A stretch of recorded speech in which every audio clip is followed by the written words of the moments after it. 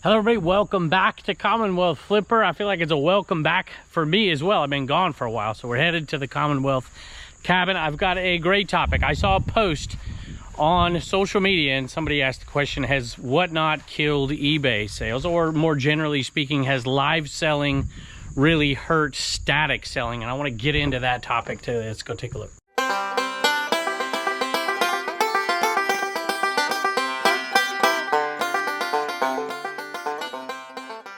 All right, as we jump into the topic, I thought we were going to start off this video with a Pottery Barn Mickey Mouse bag that I found, but I can't find it now, which is crazy because I've got a purse and backpack section back here and I can't find it, and it just got listed, so I don't know what I did. Maybe I left it out in the other shed, but here, I'll show it to you right here, $28.99 plus shipping. I hope I can find it, but I'm under the gun a little bit here. I got to go pick up my daughter tonight, so we're going to start with some Red Wings instead and then jump into the topic. And right here should be the Red Wings. And I was just talking to Jimmy Old School Flips and saying, man, every time I find Red Wings, they're not the good ones. And then, of course, I found the good ones. And I paid $5 for them, which is sweet. These right here sold for $149.95 plus shipping. So before we attack this question here, did live sell, let me rephrase it a little bit. Here's the actual question. Did live selling help or hurt the reselling community? So did live selling help or hurt the community? I'll tell you what, that's an interesting question. I'm going to read through some of the comments that I saw on this post, on this video, and then I'm going to chime in with my own opinion on the matter, and then I want you guys to do the same in the comments below, and we're not all going to agree for sure. There's no doubt about it, but I think it's an interesting topic. And that Pottery Barn bag is something I picked up just simply because I love the people at the garage sale, and I couldn't find anything to buy, and they were funny. And I ended up buying it and brought it home, and I'm like, man, that's not bad. 30 bucks almost for that one. And this next one was, I think I bought it the same day as I bought that other one. And these turned out way better than I thought. I paid $1 a piece for these Unmatched Fury. This is the Great Khali. And he's got his leg backwards. Maybe it's just twisted. Or his foot. Anyway, these have been selling okay for $1 a piece. This one sold for $24.95 plus shipping. So I'm going to go down some of these comments, read a few, and then I'll pick an item, and then I'll give you my opinion here in a bit. So yeah, I guess I won't put the names on here because this wasn't my post. So it's hurt most of us. I only tried it once, but I was pretty much talking to myself for an hour. I'm not sure that's exactly what the question meant, but I understand the sentiment right here. This one says, it hurt Poshmark sellers. All I get is silly lowball offers like $3 because they see it on live shows and they think it's great for sites like, or I think it's great for sites like Whatnot. And of course, while we look at these comments, there are more than one live selling site at this point. Whatnot's grown to be the biggest. Of course, I like to sell on District, on Dibdit, and soon on Shop Commons Live. And I have kind of got away from Whatnot, although we have a few shows scheduled over there from time to time. And the next comment I'm going to read, I kind of agree with, and that's part of the reason I haven't been doing it nearly as much as I used to. Here's a Barbie. This is actually a Bonanza sale, y'all. Knit Hits. Is this the right one? I might not even have the right one. It's kind of hard to get back into the swing of things. I think this is it, though. I'll have to check the Bonanza sale. This one sold for, and it's used, obviously, $19.75 plus shipping. So this person says, live selling helps you build a community quicker and helps in getting more repeat buyers. Another misconception, however, is that it's something easy to do, and it's not. It requires a lot of time for you to be successful, so I believe it is good for those who decide to do it. Well, I think it's good for some of those who decide to do it. Well, I'm not supposed to mix my opinion in yet, but I certainly will agree with the sentiment that it's something easy to do. I think a lot of people who tried it at the beginning, like, oh, I'll just sell off a bunch of stuff I don't want or whatever. It doesn't quite work that way, and it's not working out that way in the end for a lot of folks. And the people who are benefiting from it are the ones who have certain criteria in place in order for them to be successful over the long haul. But that, after all, is not really the question for this video. The question for this video is, how does it affect us folks who like to sell static? And that's what I want to get into. This one sold for way more than I thought when I picked it up right here. It is a vintage Izod Lacoste shirt in very good condition. And that one sold for 30 bucks plus shipping. Here's someone who thinks it definitely did hurt static selling here. I think it hurt the average part-time seller, they say. My ASP definitely went down and my number of sales decreased. It may not have hurt so much if the live sellers hadn't dropped their prices so low. Interesting take. Next item is one that definitely could not be sold on a live sale, because the chances of having somebody in that sale that would actually want the Scrabble cubes, and only the cubes, and I don't even think it's complete, I can't remember, is pretty darn low. But somebody bought them off of me, off of eBay, of course, and these sold for $13.95 plus shipping. I probably paid 50 cents for the whole game and just took these out of it. Here's another take on the question. I personally think that people that buy from live sales are a different type of customer. I've talked about this often. Experiential versus the person who's searching it out, right? They know what they want and they're trying to find it, versus they're being entertained and looking for something that they might want. I think it's kind of like the grocery store, right? That's why they put the candy at the front. You didn't go there to get it, but you ended up with it. I think it's great for resellers who want to move more inventory quickly. My business model is very different. But it is according to this person, it is a positive, very positive for resellers in general. Somewhere in that bag is a Divd It sale. And I'll put the picture up right here. It's a Hello Kitty case, and we put it on there as deal of the day. And that sold for $10 plus shipping. I thought I put it on the last video, and so I shipped it already, but I didn't. So we're putting it on this one. Here's another take. I like reading the names. Is it okay if I read the names, even though it's not on my post? I think it is. Breezy Von Breezy. I like that name. I think both things can be true. Depends on the eye of the beholder. So live selling can be good for some resellers, and it could hurt some other resellers. Okay. Might surprise some of you to know there's some Tupperware items I've never sold before. And we're getting a little full. This isn't Tupperware, but most of that stuff is there. Tupperware bottles. Look at these things. Never saw these before. Never sold them before, and now I have. And they sold for $14.95 plus shipping. Flav Vintage has a pretty bold statement here. He says, I don't think it will last long. Sitting around and hopefully coming across something you like is something the vast majority of people don't have the time for. The ones that do will get tired of it quickly. I think that's got a little bit of truth into it. Well, I'm not going to give my opinion. I better shut up. I'll give it to you in a minute. I was at a sale where I found these two little vintage Hello Kitty erasers. And as I was walking out, I found one more thing that might be good. I think that was this sale. And I picked it up and he said $3. And I said, okay, what the heck. I brought them home and they had a little value. There's these Ford little, I don't know, I picked these up, but I always check to make sure all the prongs are on there. This is an F100 custom. The paint's kind of missing, but it was in good working order. You know, somebody could use it. And I said, sure, I'll give you $3. And they sold for $22 plus shipping. That, of course, is another item that would almost certainly never, ever sell on a live selling platform, or at least wouldn't sell for much. Unless a reseller bought it, which is going to be a part of my point I want to make here. Mom of Boy's Closet. Okay? I think it has helped the reselling community. Diversity and options are always a good thing. As I'm reading some of these, it's just now registering to me that a lot of people with the negative comments are Poshmark sellers. And of course, Poshmark static sellers, and then the big push for Poshmark live sales has probably made a pretty good difference for them in a bad way. Now, keep in mind, I'm not really a Poshmark seller. I sold on there for a little while. It just wasn't me. And I don't sell over there anymore, so maybe I'm not the best person to be chiming in on that. But the next comment definitely came from a Poshmark seller. This one was one of our $1 trains that we bought. This one sold for $19.95 plus shipping. American Standard, the General. So this Poshmark seller, I can't pronounce the name, sorry. For me, 100% it hurt. I'm so happy for everyone who has found luck live selling. A lot of people when shopping can't be sitting around on a live show. So for this person, they still sell statically over on Poshmark, and they think that the live selling hurt the Poshmark, which makes some of those earlier statements make a little bit more sense to me.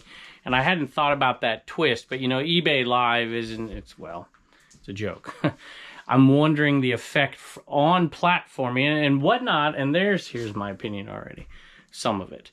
So Whatnot is seeing, of course, they started as a live selling platform and now they're selling statically. I've never had much success, plus I don't post that very much as the marketplace seller over there. But I do know some people who have been getting marketplace sales, static sales over on Whatnot. So that interesting hybrid, I think, is something to look at. And speaking of it not being easy, one thing that's really difficult is the shipping on the day you have to ship a huge live show out. It can take up a lot of time and take away, if you're both a live seller and a static seller, from the time you put into static selling. I think people need to be aware of that. Speaking of, here is my shipping table, and Jeremy bought a copy for the plans for the Commonwealth Picker shipping table over on CommonwealthPicker.com. Oh, somebody opened the door for me. How you doing, bud? I ain't seen you in a while in here. Either have they. I love buying these, and they don't always go for good money, but this one had cool graphics, that 90s style, in very good condition, antenna intact, good price. I'm like, yeah, I'm gonna buy it. And I'm glad I did. Sold for $49 plus shipping. What do you think of that? You want a treat? My phone's been going crazy with alerts from shopcommons.net. It's been selling like crazy over there. Not just for me, but for, well, not even for me. I don't know if I've made a sale, but for a ton of other folks, which I want to tie into this in a little bit, but I want to make some other points first. And I'm going to read a few more comments. So this one is from Violet. She says, I think it helped a select few. It helped the bulk sellers, the luxury sellers. I think that's probably true.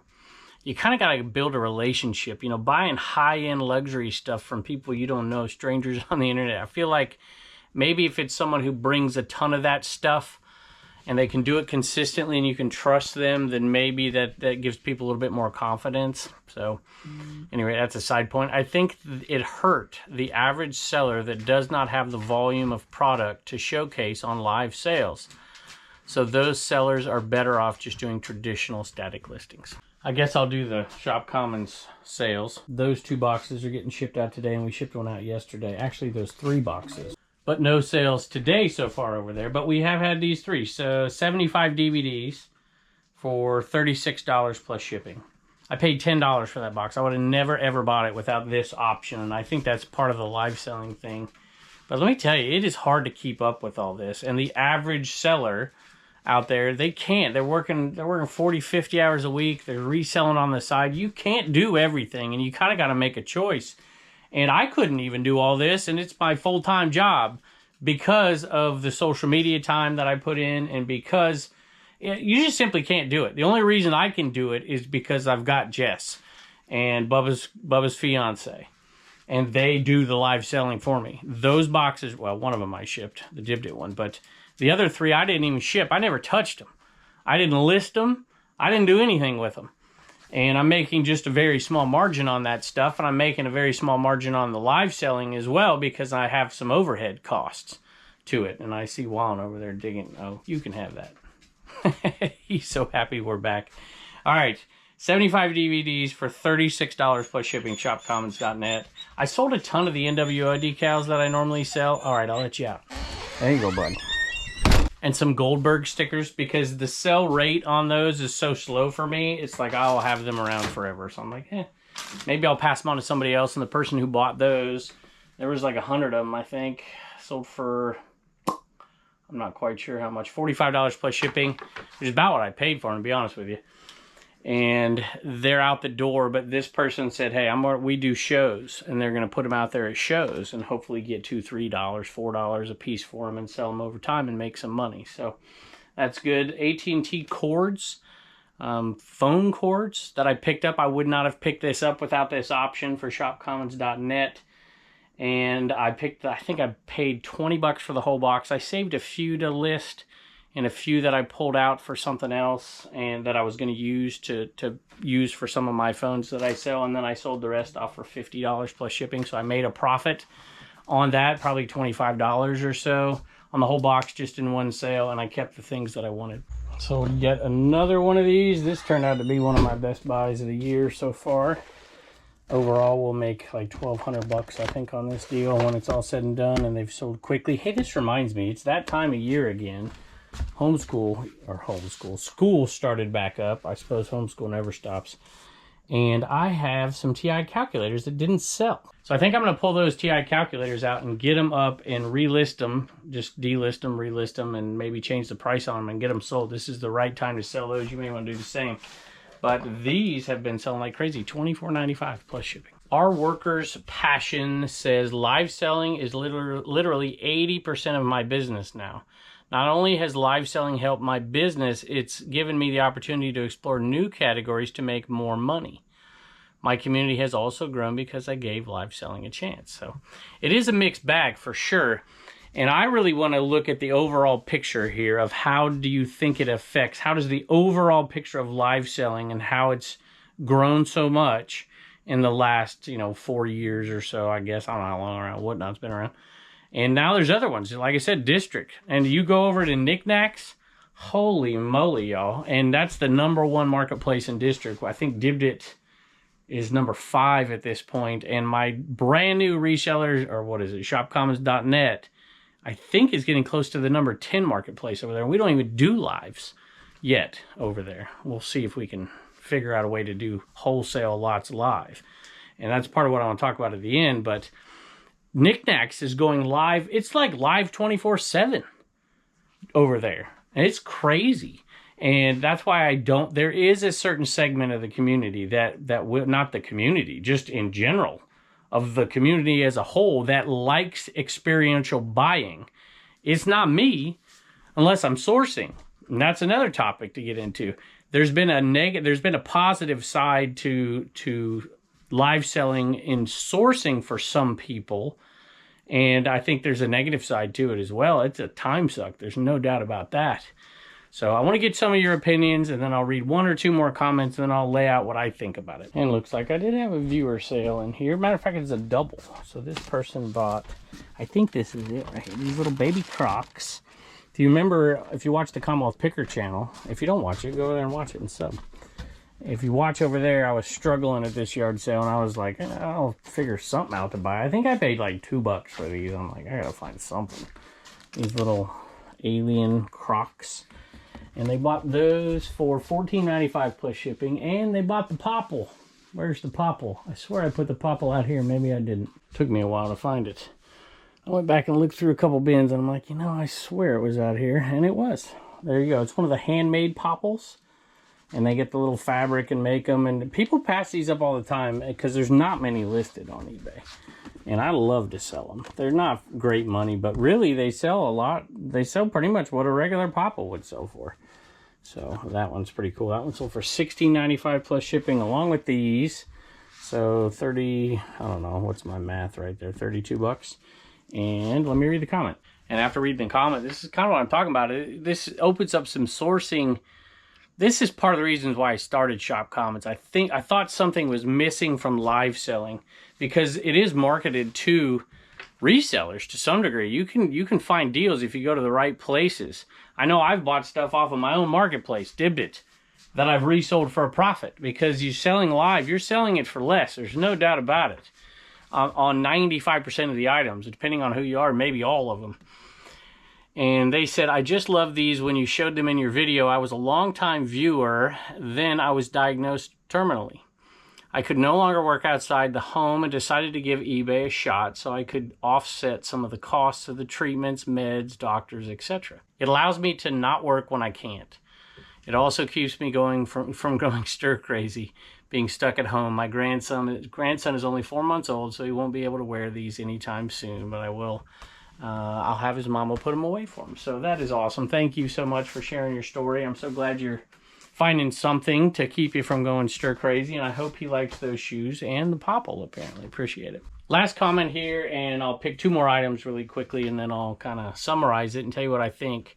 I think all of these comments collectively are kind of right, to be honest with you, but I want to chime in with a couple of things that I think people miss. This one says, this person doesn't think it's a negative at all, and they're not a live seller. Most people don't have the hours to sit and watch a live show. There will always be shoppers who like that QVC style. And I remember and Home Shopping Network and all that stuff. I mean, there's a reason that stuff's still around. There will always be those shoppers. But I think a lot of people prefer to search for an item and to buy it.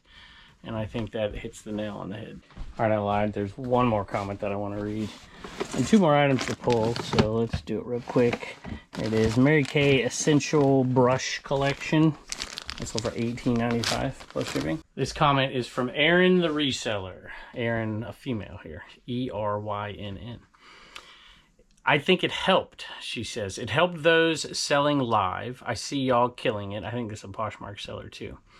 To make more money faster. It also helped us that don't sell live. Less still listings to compete with. Win-win. I used to do pretty good with Starbucks mugs. Not so much anymore. I just basically don't pick them up unless they're unique. And there are some good ones out there. So if you got the time and you got a bunch of them in front of you for a decent price, pick them up. This is a California one. And it's got everything from the beach. I used to tell people when I lived in California that my buddies, they had money. I didn't have money. They would go surfing in the morning and they would go skiing in the afternoon. And you could go to the beach and go up to Big Bear and do both. And it was true. You could literally do it. $8.95 for this one, plus shipping. All right, so I'm not going to pretend that I have all the answers because I don't, but I do. I'm pretty connected to the folks that resell, all of them, like live sellers. I know people who only sell live now. I know people who predominantly sell live and a little static. I know people that are 50-50. I know people like me who do sell live, but have offloaded some of it and focus on the static. I know people who only still sell static, and people change and they can kind of go back and forth. I can tell you this, the people that sell live all the time, it's a lot of work. It's a lot of work to sell static. And it's not for everybody. And I think a lot of people have made that determination for themselves. And most people aren't dogmatic about this topic.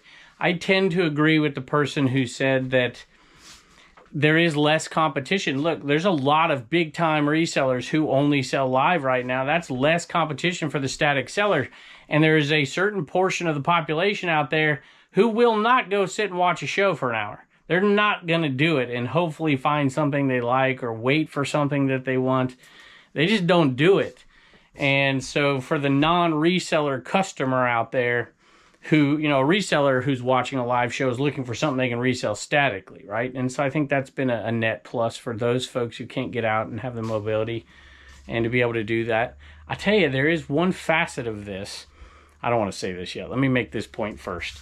So there are some good parts and there are some bad parts to it. And I am meaning good and bad in regards to the static seller, which most of you out there watching are. It's really how I identify myself as a static seller. I just like it. It's just what I want to buy something for $1 and sell it for 50. I don't want to buy it for $1 and sell it for 12 and for somebody else to sell for 50. However, there is a place for that. And that's why I started shopcommons.net. This is not an ad for it, and I know somebody got mad about it the other day, but I'm trying to tie it all in. That was the piece that was missing. And this is the point I want to make. I think it did hurt some resellers, but not the kind we think of, not the kind that we are. I'll tell you what I've started to see, and I see it directly. I see it in my business. I've seen people who used to offload their stuff that they buy in bulk, or they buy out things or storage units or whatever, and they pick the things that they like to static sell. And they don't care about the rest. They used to take them, I'm talking about individuals that I know, to auction houses, to put them on high bid. They would do all this stuff. And now they don't. They have other options. Now a lot of them try to get me to sell it live for them because they know I can get a decent amount of money because we've got a following and all that. It's just not what I want to do with the rest of my life. I'll do it from time to time, but I usually want to make a purchase and then sell it. Not do consignment, for instance, although I've done a little bit of that over the years too. But I really think that the reseller it's hurting is that middleman market of the auction house, the live auction houses, the high bids, the stuff. I think they are going to be hurt by this live selling because it's so much more convenient for people to do it themselves. That's why I started shopcommons.net, because some people still, they don't want to go on Whatnot. They don't want to sell off their storage unit. By the way, those are the people who are really having great success, who don't care what price they get for this amount of stuff. They only care about this. And I know a lot of us resellers who are static resellers, when we buy, I know I do. Look at all the stuff I showed on Shop Commons, but I don't want to sit there and say, what are you going to do? Are you going to sell off AT&T phone cords on Dibdit? Or, you know, it's not going to happen. But you can pass them on to the person who needs them, wants them, uses them to repair phones, wants to sell them off one at a time, 37 of them for $10.95 plus shipping, take 2 years. So there's all kinds of new options. And I felt like in the live selling space, the bulk was missing. It's hard to do that on Whatnot, to sell big giant boxes of stuff and to ship it without the control of the shipping and controlling the cost and making individual deals with people who might be close to you to make it make sense. Plus the fees are so stinking high, which is why we put 8% fees, because we knew we had to keep this low enough to make it work for the buyer and the seller. And the auction houses are far higher than that. So there's just so much going on right now that I think all of it combined, there may be some negatives and positives for certain individuals. And certainly it's been positive, there's no doubt about this, for some resellers who have the sourcing techniques to be able to go live all the time. That's not me. That's not what I want to do.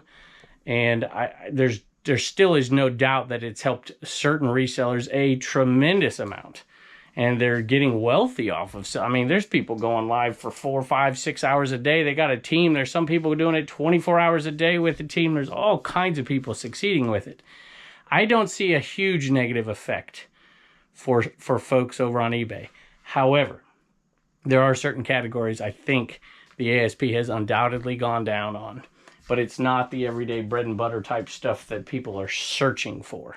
And I think that should inform us as to how we proceed for our static selling, what kind of things we should pick up, and maybe what kind of things we should pass on. All right, Turner's here. He says, we haven't done this in a while. And Poncho's here, y'all. How you doing, Poncho? He got his treat already. He don't care anymore. All right, what's your Commonwealth comedy, bud? What did the policeman say to the mime? What did the policeman say to the mime?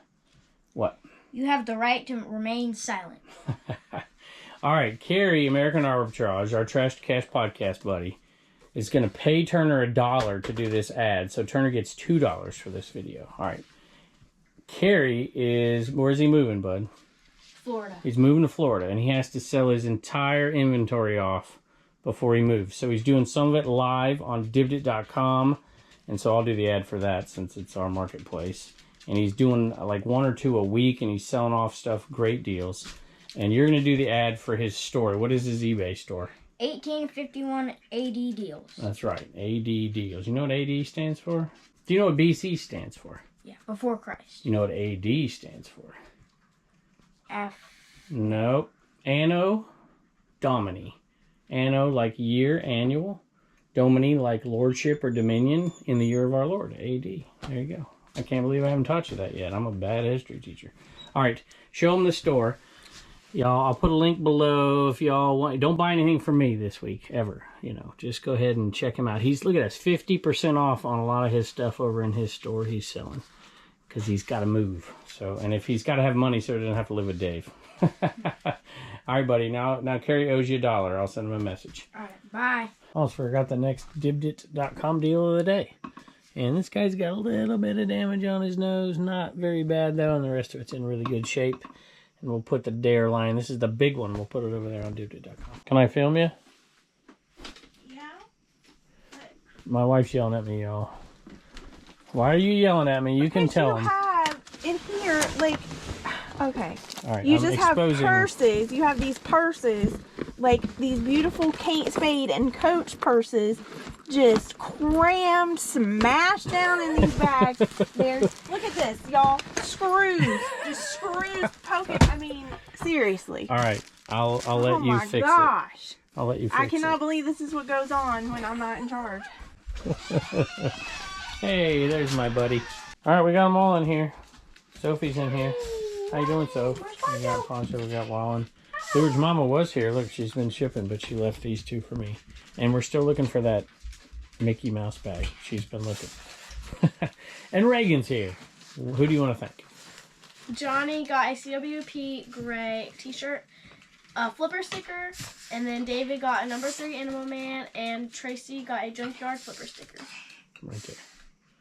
And I didn't even know we had any of those left. Looks like there's still a few in here. So thank you, Reagan. Bye, and don't forget to get your stickers at commonwealthpicker.com. See ya. Hey, one last question for you. How are your sales right now? I've got a lot of mixed bag stuff coming in on my feeds all across all the platforms and on the emails and in text messages, all kinds of folks. Some people are saying, oh, it's doing fine. Everything's going okay. And some people are like, it is terrible right now. And it's tough for me to gauge because I was gone and there was good sales. I came back. Well, I've only had 4 sales today. And so it's a little slow, and we've been listing, so I don't have enough evidence for me to really show you that. But how is sales going for you static sellers out there right now? You know what I do? I'll tell you. So I look on the American Bubble Boy link that I have in all of my videos, and there's a code Commonwealth, whatever, for non-bubble wrap items. And then the people that want to buy bubble wrap just go through the code, and there's no rebate for that. But I look at that and I see how much people are buying in supplies, and it was really, really good for a while, and then it dropped off drastically, and it's slowly coming back. And I know that's completely anecdotal, but it's one way I keep track. You know, how are sales? If everybody says sales are going good, I'll go on there and I'll look, and sure enough, the people buying packaging supplies and bubble wrap and tape from Joel over there are high, and then when it goes bad, it goes down. There's a little delay to it, but here's hoping for a great Q4. We're getting closer by the day, and I hope you guys are doing well. I hope you're making sales out there. Matter of fact, why don't you tell me your best sale of the week down in the comments below, and I can't wait to see you next time.